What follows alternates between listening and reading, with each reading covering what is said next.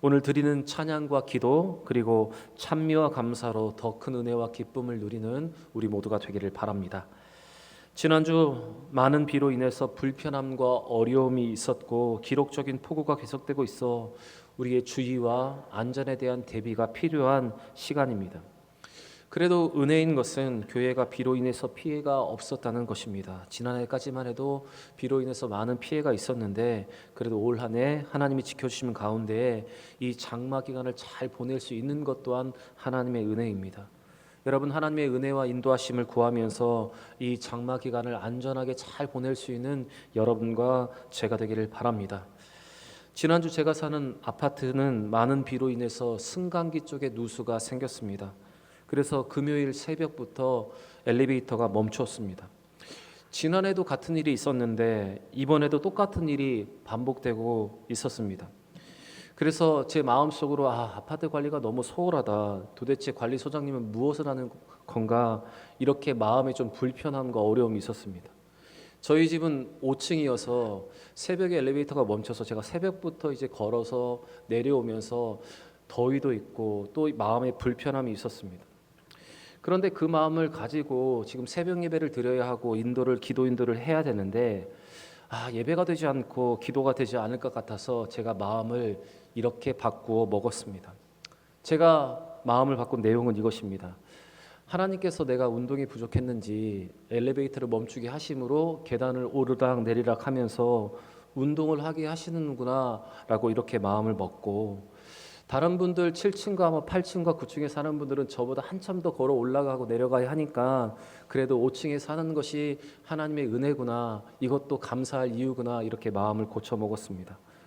그렇게 마음을 고쳐 먹고 나니 계단을 내려갈 때 아직 운동을 하고 있구나, 이렇게 생각을 하니까 마음이 좀 더 가벼워지고, 또 5층에 사는 것도 하나님께 감사할 이유다 생각하니 그것 또한 감사하게 되었습니다. 여러분, 우리의 삶에 일어나는 모든 것이 우리가 어떻게 마음을 먹느냐에 따라 달려 있고, 또 우리가 앞에 생겨난 모든 문제를 우리가 믿음의 눈으로 어떻게 바라보는가에 따라서 여러분 달라진다고 저는 믿습니다. 그래서 믿음의 눈으로 바라보는 것이 중요하고 긍정의 눈으로 바라보고 긍정의 마음으로 마음을 정하는 것이 중요합니다. 여러분, 매일매일 우리의 삶 가운데 일어나는 일들 속에서 우리가 불평과 원망으로 우리의 삶을 채우는 것이 아니라 우리에게 일어나는 모든 일들 속에서 믿음의 눈으로 그 모든 것을 바라보고 긍정의 마음으로 우리의 마음을 정하고 믿음으로 건강하고 또한 행복하게 살아갈 수 있는 여러분과 제가 되기를 바랍니다. 불평과 원망이 멈추어지고 믿음의 눈으로 긍정의 언어로 말할 때 여러분, 그 가운데 더 큰 하나님의 은혜가 있는 것입니다. 우리 이 마음으로 옆에 분과 한번 이렇게 인사했으면 좋겠습니다. 믿음의 눈으로 모든 것을 바라봅시다. 인사하겠습니다. 믿음의 눈으로 모든 것을 바라봅시다. 다시 인사하겠습니다. 긍정의 마음과 언어가 필요합니다. 인사하겠습니다. 긍정의 마음과 언어가 필요합니다. 긍정의 마음과 언어로 또한 믿음의 눈으로 모든 것을 바라보시면서 살아가는, 더 행복하게 기쁘게 살아가는 여러분과 제가 되기를 바랍니다. 하나님은 사사 드보라 이후에 다시 하나님 앞에 악을 행한 이스라엘을 미디안의 손에 붙이셨습니다. 미디안은 이스라엘이 파종을 하면 올라와서 밭을 황폐하게 하였습니다. 그래서 이스라엘 사람들은 산에 숨어 살아가야 하는 고통 속에 있었고, 그 가운데 그들은 다시 하나님 앞에 부르짖기 시작합니다. 하나님은 이스라엘 백성들의 이 고통을 들으시고 선지자를 보내셔서 그들의 죄를 책망하셨습니다. 그리고 이제 그 백성을 구원하기 위해서 한 사사를 예비하고 계십니다. 하나님은 미디안의 손에서 이스라엘 백성을 구원하기 위해 기드온을 찾아오셨습니다. 여러분, 분명 성경에서 하나님께 쓰임받는 사람들은 큰 믿음을 가진 사람들이 분명합니다. 그렇다고 해서 그 모든 사람들에게 약점이 없었던 것은 아닙니다. 그들도 하나님의 약속을 온전히 의지하지 못해 때로 의심하거나 또한 실수하고 넘어지기도 했습니다. 그럼에도 하나님은 그러한 연약한 사람들을 통해서 하나님의 구원의 역사를 이루어 가셨습니다. 오늘 본문에 등장하는 기드온 역시 그렇습니다. 오늘 하나님이 이 기드온을 부르시는 과정 속에 있는 이 은혜를 깨닫고 또한 이 기드온의 연약함을 보시면서 더 큰 은혜와 또한 믿음의 결단이 여러분과 저에게 있기를 원합니다. 오늘 본문 11절과 12절에서 하나님의 사자는 기드온을 찾아왔습니다. 그때 기드온은 사람들의 눈을 피해서 포도주 틀에서 지금 밀을 타작하고 있었습니다. 당시 이스라엘에서 보통 타작을 하면 넓은 들판에서 타작용 마차를 이용하여서 타작을 하거나 황소를 끌어서 황소의 발굽으로 타작을 하는 것이 보통입니다. 그러나 기드온은 이 미디안 사람들의 눈을 피하기 위해서 바위에 구멍을 내서 만든 작은 포도주 틀에서 지금 소심하게 타작을 하고 있었습니다. 11절 말씀 같이 읽겠습니다. 11절입니다. 여호와의 사자가 요아색에 속한 오프라에 이르러 상수리 나무 아래에 앉으니라. 마침 요아스의 아들 기드온이 미디안 사람에게 알리지 아니하려 하여 밀을 포도주 틀에서 타작하더니. 여호와의 사자가 기드온을 찾아왔을 때 기드온이 하는 행동을 보면 그가 어떤 사람이었는가, 그의 성품과 성향을 잘 알 수가 있습니다. 오늘 우리가 본문에서 보듯이 기드온은 이처럼 소심하고 나약한 사람이었습니다. 물론 그 당시 미디안의 압제로 인해서 사람들이 숨어 살 수밖에 없는 환경이었기 때문에 그럴 수도 있지만 기드온의 성품은 바로 이러했습니다. 이런 기드온에게 여호와의 사자가 찾아와서 기드온을 어떻게 부르고 있냐면 이렇게 부르고 있습니다. 큰 용사여, 여호와께서 너와 함께 하신다. 12절 말씀 읽겠습니다. 여호와의 사자가 기드온에게 나타나 이르되 큰 용사여, 여호와께서 너와 함께 계시도다 하매. 사실 여호와의 사자의 이 말은 기드온의 성품과 그의 삶의 모습과는 전혀 어울리지 않는 말입니다. 일견 상황에 잘 맞지 않는 말이 바로 이 말입니다. 그런데 여호와의 사자는 기드온을 향해서 큰 용사라고 지금 부르고 있습니다. 겁쟁이, 소심남 이렇게 부르지 않고 하나님은 기드온을 큰 용사라고 지금 부르고 계십니다. 여러분, 오늘 이 하나님께서 여호와의 사자의 입술을 통해서 기드온을 부르고 있는 이 호칭에 하나님께서 하시는 영적인 법칙이 들어 있습니다. 왜냐하면 하나님은 힘없는 자를 세우셔서 큰 용사가 되기를 기뻐하시는 분이시기 때문입니다. 이 기드온을 향한 이 하나님의 호칭은 하나님이 그를 큰 용사가 되게 하시겠다는 하나님의 의지가 담겨 있습니다. 아무리 하찮은 사람이라도, 소심하고 겁이 많은 사람이라도 자기와 함께 하시면 강하고 큰 사람이 될 수 있다는 하나님의 말씀, 바로 하나님의 선언이 바로 여기에 기록되어 있습니다. 요한복음 1장 41절과 42절의 말씀을 보시면 베드로가 처음 예수님을 만나는 장면이 나옵니다. 사실 베드로는 예수님의 수제자였지만 예수님을 처음 만난 건 그의 동생 안드레였습니다. 안드레는 세례 요한의 제자로 예수님을 먼저 만났고, 예수님을 만난 안드레가 자기 형 시몬을 예수님께 데리고 왔습니다. 그때 예수님께서 이 시몬을 보시고 처음 그에게 하신 말이 여기에 기록되어 있습니다. 우리 같이 한번 읽어보겠습니다.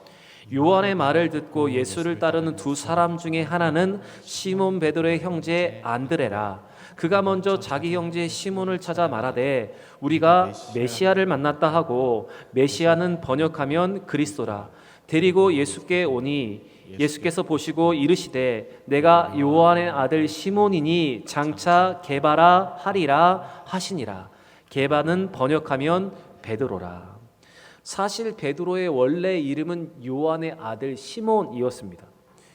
이 시몬이라는 이름을 예수님께서는 베드로라고 새로운 이름을 그에게 붙여주셨습니다.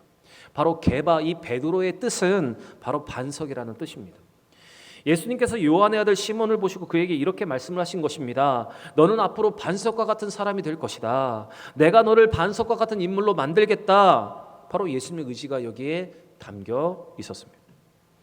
여러분, 우리가 잘 알고 있듯이 베드로는 좌충우돌하는 사람이었습니다. 욱하는 사람이었고 성질이 급한 사람이었습니다. 반석과 든든한 것 같은 거리가 먼 사람이었습니다. 그런데 이 베드로가 어떻게 되었습니까? 부활하신 예수님을 만난 그의 삶은 변화되었습니다. 예수님께서 말씀하시는 것 같이 예수님 부활하신 이후에 베드로는 반석과 같은 인물이 되었습니다. 바로 초대교회를 믿음으로 이끄는 사람이 되었습니다. 베드로는 성전 미문에 앉아 있었던 장애를 가진 사람을 예수의 이름으로 일으켜 세웠을 뿐만 아니라 한 번의 설교로 5,000명이 회개하며 돌아오고 3,000명이 회개하며 돌아오는 은혜의 통로가 되었습니다. 이뿐만 아니라 우리가 잘 알고 있는 영화 쿼바디스 도미네에서 그런 예수님과 같이 죽을 수 없다고 말하면서 십자가에 거꾸로 죽임을 당한 만큼 교회사의 반석과 같은 인물이 되었습니다. 여러분, 연약한 기드온을 들어서 강한 미디안을 섬멸하신 하나님은 오늘도 연약한 우리를 들어 강한 자를 부끄럽게 하시는 하나님이십니다. 그리고 오늘도 우리에게 찾아오셔서 강한 용사라고 우리를 부르시는 하나님이십니다. 또한 좌충우돌하고 성질이 급한 베드로를 반석으로 만드신 하나님이 오늘도 우리를 반석과 같은 인물로 세우시는 분이십니다. 하지만 우리는 너무 자주 스스로를 비하여 우리 스스로 아무것도 할 수 없는 존재라고 생각할 때가 많이 있습니다. 내가 뭘 할 수가 있겠어? 이런 자신을 향한 이 말이 남을 향해서도 네가 뭘 할 수 있어? 라고 말하면서 남을 깎아내릴 때가 있습니다. 자기 비하를 할 뿐만 아니라 남이 할 수 있는 것까지 깎아내리는 것이 어쩌면 우리의 삶입니다. 그러나 여러분, 지금 이러한 마음을 먹고 있고 이러한 삶을 살아가는 우리에게 하나님 오늘도 찾아오셔서 이렇게 말씀하십니다. 강한 용사여, 반석과 같은 사람이 될 것이다. 오늘 이렇게 말씀하십니다. 그리고 우리와 우리의 가족, 우리의 주변에 있는 모든 사람들에게, 우리가 네가 뭘 할 수 있어라고 말하는 그 사람들에게 내가 요한의 아들 시몬이니 장차 게바라 하리라 하시는 이 음성을 여러분 그분들에게도, 그 사람들에게도, 우리 자녀들에게도 여러분 들려주시는 것입니다. 그렇게 여러분, 믿음이 중요하고 마음이 중요하고 언어가 중요합니다. 다시 말씀드립니다. 믿음이 중요하고 마음이 중요하고 언어가 중요합니다. 우리 조상들이 아이들에게 코를 풀라 할 때 뭐라고 풀라 하죠? 흥. 우리 자녀들에게 코를 풀라 할 때 휴지를 대주면서 흥해봐, 흥해봐 이렇게 말씀하시지 않습니까? 여러분, 여기서 흥하다는 말은 흥망성쇠에서 나오는 일어날 흥에서 따온 것입니다. 바로 망하지 말고 흥한 삶을 살아라, 흥하게 살아라, 이 말을 우리 조상들이 이렇게 바꾸어서 코를 풀 때 사용한 것입니다. 여러분, 오늘도 하나님은 우리를 큰 용사라고 부르고 계십니다. 우리를 큰 용사로 들어서 사용하시는 분이 우리 하나님이십니다. 우리가 아무리 약하고 연약한 자라 할지라도, 우리가 소심하고 나약한 사람이라 할지라도 하나님은 오늘도 우리를 큰 용사로 사용하시는 하나님이십니다. 그리고 시몬을 게바라 부르시면서 반석으로 세우신 하나님이 바로 우리 하나님이십니다. 여러분, 그 하나님을 신뢰하시면서 연약한 우리라도 들어서 사용하시는 하나님, 우리를 바꾸어 우리를 고쳐서라도 사용하시는 하나님을 신뢰하시면서 믿음의 언어로 우리 스스로를 세우고 긍정의 언어로 주변의 사람들을 세우며 우리의 자녀들을 더 믿음으로 세울 수 있는 여러분과 저의 삶이 되기를 바랍니다. 13절의 말씀을 보시면 기드온은 여호와께서 자기와 함께 하신다는 말을 듣자마자 곧바로 하나님이 정말 함께 하신다면 어떻게 이런 고통이 우리 가운데 있을 수 있느냐고 묻고 있습니다. 그런 조상들이 간증하던 하나님의 많은 능력은 지금 도대체 어디 있는 것이냐고 지금 반문을 하고 있습니다. 우리 13절 말씀 같이 한번 읽겠습니다. 기드온이 그에게 대답하되 오 나의 주여, 여호와께서 우리와 함께 계시면 어찌하여 이 모든 일이 우리에게 일어났나이까? 또 우리 조상들이 일찍이 우리에게 이르기를 여호와께서 우리를 애굽에서 올라오게 하신 것이 아니냐 한 그 모든 이적이 어디 있나이까? 이제 여호와께서 우리를 버리사 미디안의 손에 우리를 넘겨 주셨나이다 하니. 기드온은 여호와의 사자에게 항변을 합니다. 만일 하나님이 우리와 함께 계신다면 왜 자기들을 미디안의 손에 압제해 두게 하시느냐 그는 묻고 있습니다. 사실 이 질문에서 알 수 있듯이 기드온은 자기 민족 이스라엘의 죄악에 대해서 깊이 깨닫지 못하고 있었습니다. 그러나 분명한 것은 이 기드온에게는 영적인 의문이 있었고 거룩한 의분을 그가 가지고 있었던 사람이었다는 것은 확실합니다. 하박국서의 말씀을 보시면 선지자 하박국은 죄악이 관영하고 강포가 있는 그 나라의 현실을 바라보면서 하나님께 따져 묻습니다. 하나님이 어찌하여 나로 이 죄악을 보게 하시고 왜 어찌하여 부르짖어도 하나님이 듣지 않고 응답하지 않는 것입니까? 그는 하나님께 이렇게 따져 묻는 사람이었습니다. 하박국 1장 2절부터 3절 말씀 같이 읽겠습니다. 여호와여, 내가 부르짖어도 주께서 듣지 아니하시며 어느 때까지니까? 내가 강포로 말미암아 외쳐도 주께서 구원하지 아니하시나이다. 어찌하여 내게 죄악을 보게 하시며 패악을 눈으로 보게 하시나이까. 겁탈과 강포가 내 앞에 있고 변론과 분쟁이 일어났나이다. 하박국은 하나님께 따져 묻습니다. 어찌하여 이런 일이 있을 수 있습니까? 하나님이 살아계시다면 어찌하여 이런 일이 있을 수 있습니까? 왜 하나님이 살아계시다면 어떻게 왜 나의 기도에 응답하지 않으십니까? 그는 거룩한 의문을 가지고 하나님께 물었습니다. 이렇게 하나님을 향해 따져 묻고 항변하였던 이 하박국은 하나님의 약속과 그의 신실하심을 믿고 그는 깨닫고 이런 고백을 합니다. 하박국 3장 17절과 18절입니다. 같이 읽겠습니다.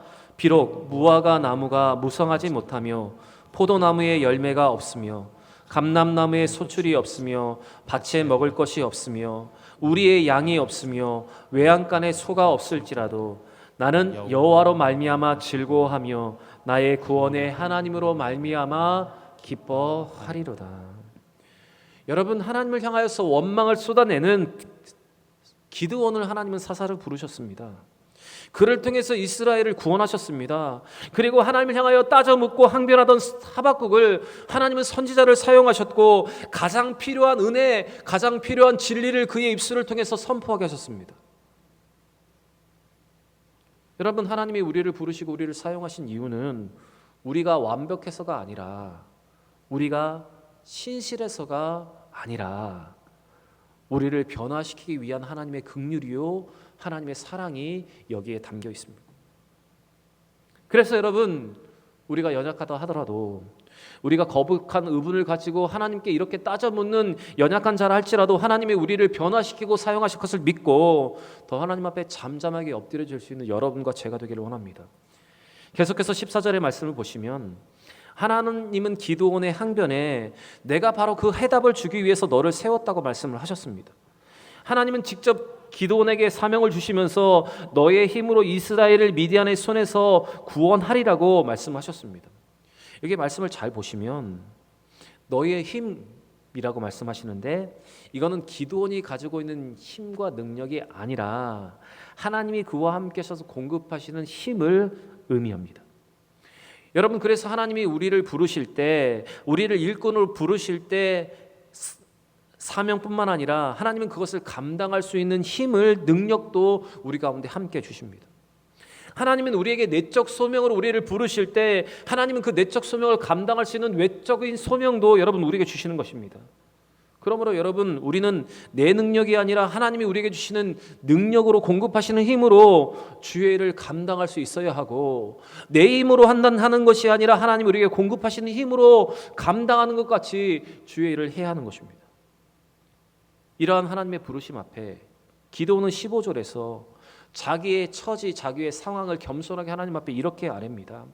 자기의 가문은 가장 연약한 중에 제일 부족한 아들이라 그는 고백합니다. 그런 내가 어떻게 이스라엘을 구원할 수 있습니까? 라고 그는 하나님 앞에 절규를 하고 있습니다. 그는 하나님의 소명 앞에 자기를 부족한 사람이라고, 감당할 수 없는 사람이라고 그는 거절을 하고 있는 것입니다. 우리 15절 말씀 읽겠습니다. 그러나 기드온이 그에게 대답하되 오 주여, 내가 무엇으로 이스라엘을 구원하리이까? 보소서 나의 집은 므낫세 중에 극히 약하고 나는 내 아버지 집에서 가장 작은 자이니이다 하니. 여러분, 우리가 여기에서 알 수 있듯이 기드온은 영적인 의문과 거룩한 분노가 있는 사람이었을 뿐만 아니라 동시에 하나님 앞에 참된 겸손을 가지고 있는 사람이었습니다. 출애굽기 3장의 말씀을 보시면 하나님이 모세를 타지 않은 떨기나무의 불로 찾아오실 때 내용이 기록되어 있습니다. 하나님이 모세를 소명하실 때 모세는 하나님 앞에 자기를 이렇게 낮추고 자기는 이 사명을 감당할 수 없는 사람이라고 말을 하고 있습니다. 우리 같이 한번 읽어보겠습니다. 모세가 하나님께 아뢰되 내가 누구이기에 바로에게 가며 이스라엘 자손을 애굽에서 인도하여 내리이까? 모세의 이 고백은 겸손의 고백으로 나는 이 큰 사명을 감당할 수 없는 연약한 사람입니다 라는 고백입니다. 모세는 계속해서 자기는 연약한 자이며 언변도 없는 자라고 하나님 앞에 고백을 하고 있습니다. 여러분, 우리가 모세를 알고 있듯이 모세는 40년 동안 외국 이집트의 왕국에서 왕자로 살았던 사람입니다.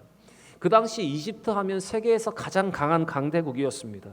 그는 그 궁정에서 세상에서 최고의 학문을 배웠던 사람입니다.